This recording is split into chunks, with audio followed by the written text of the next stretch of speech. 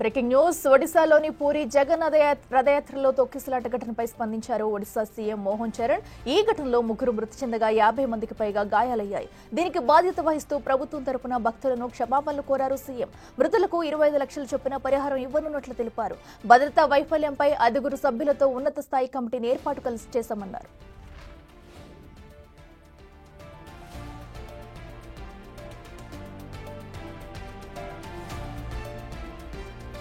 ఇదే అంశానికి సంబంధించి మరింత సమాచారం మా ప్రతినిధి ఢిల్లీ నుంచి శివ లైవ్ లో అందిస్తారు. శివ, చెప్పండి, అటు జగన్నాథ యాత్రలో అయితే మరణించిన వారి పట్ల కూడా అటు సీఎం అయితే తన సానుభూతిని తెలియజేశారు, ఎక్స్గ్రేషియా కూడా ప్రకటించారు. అసలు పూర్తి డీటెయిల్స్ అంటే రైట్. అఖిల, ఒడిశాలో పూరి జగన్నాథ రథయాత్ర శుక్రవారం ప్రారంభమైన రథయాత్ర శనివారం గుండిచా ఆలయానికి చేరుకోవాల్సింది. 3 రథాల్లో జగన్నాథుడు, బలభద్రుడు, సుభద్ర ముగ్గురు కూడా 3 రథాల్లో ఊరేగింపుగా వెళ్తున్నారు. దగ్గర నుంచి వారిని తిలకించేందుకు భక్తులు భారీగా చేరుకోవడంతో నిన్న ఉదయం 4 గంటల 20 నిమిషాల సమయంలో ఈ తొక్కిసలాట జరిగినట్లుగా కూడా అధికారులు చెప్తున్నారు. అంటే ఒకవైపు భారీగా భక్తులు రావడం, ఆ భక్తుల మధ్య నుంచే ఈ యాత్రకు సంబంధించిన సామాగ్రిని తీసుకొస్తున్న ట్రక్కులు కూడా వేగంగా రావడంతో వారిని ట్రక్కుల నుంచి తప్పించుకునేందుకు అక్కడి నుంచి భక్తులు అక్కడ భారీగా గుమ్మిగూడిన భక్తులందరూ కూడా పరుగులు తీయడంతో తొక్కిసలాట తోపులాట జరిగింది. ఈ నేపథ్యంలోనే 50 మందికి పైగా గాయాల పాలయ్యారు, 3 మృతి చెందారు. వీరిలో 2 మహిళలు, ఒక పురుషుడు మృతి చెందినట్లుగా కూడా అధికారులు చెప్తూ ఉన్నారు.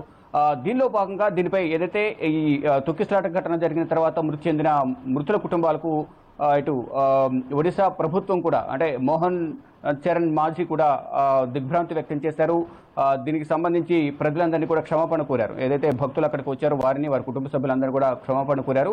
మృతుల కుటుంబాలకు 25 లక్షల ఎక్స్గ్రేషియా ప్రకటించారు. వారి కుటుంబ సభ్యులకు 25 లక్షలు అందజేస్తామంటూ కూడా ఒడిశా ప్రభుత్వం తెలియజేసింది. అయితే దీనికి బాధ్యులుగా కలెక్టర్ అలాగే ఎస్పీని కూడా బాధ్యులుగా చేస్తూ వారిద్దరిని కూడా బదిలీ చేశారు.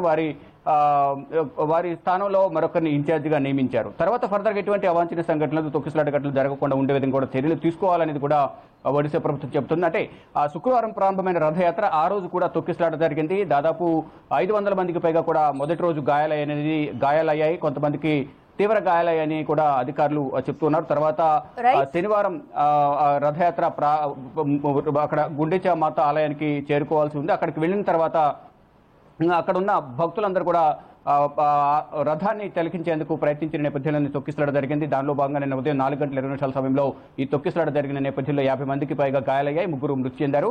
ఆ మృతుల కుటుంబాలకు ఇప్పటికే ఎక్స్గ్రేషియా ప్రకటించిన నేపథ్యంలో ఇప్పటికే దీనికి సంబంధించి దర్యాప్తు కొనసాగుతుంది. ఫర్దర్గా అంటే లక్షల మంది భక్తులు వస్తున్న నేపథ్యంలో తగిన జాగ్రత్తలు తీసుకోలేదు, ఏర్పాట్లు చేయలేదని ప్రతిపక్ష పార్టీలు విమర్శిస్తున్నాయి. ఇక ఫర్దర్గా ఇటువంటి ఘటనలు జరగకుండా, అవాంఛనీయ ఘటనలు జరగకుండా, తొక్కిసలాట తోపులాట జరగకుండా తగిన చర్యలు తీసుకుంటామంటూ కూడా ప్రభుత్వం తెలియజేసింది. దానిలో భాగంగా పటిష్టమైన భద్రత 10,000 మంది భద్రతా సిబ్బందితో ఈ రథయాత్ర నిర్వహిస్తున్నారు. 5వ తేదీ వరకు ఈ యాత్ర కొనసాగనుంది.